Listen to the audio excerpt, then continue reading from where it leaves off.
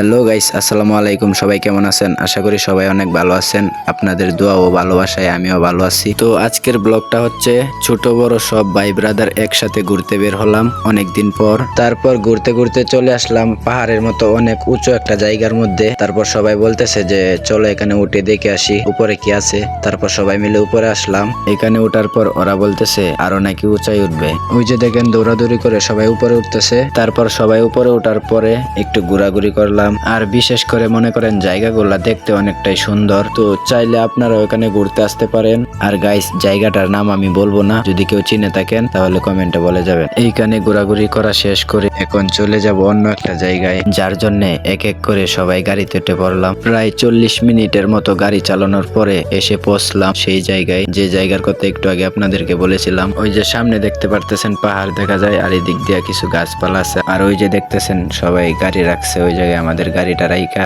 তারপর সবাই মিলে দোকানে আসলাম। দোকানে আসার পর সবাই মিলে চকলেট নিলাম। চকলেট গুলো আসলে অনেক মজার ছিল।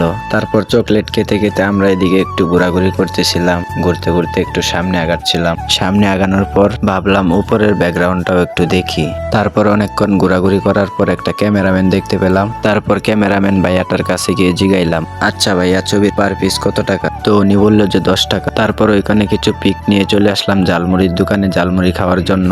মুড়ি খাওয়ার পর সবাই আবার বাড়ির দিকে রওনা দিয়ে দিলাম। তো গাইস, আজকের ব্লগ এই পর্যন্তই শেষ। সবাই ভালো থাকবেন, সুস্থ থাকবেন, আর পেজটা সবাই ফলো করে দিবেন। ধন্যবাদ।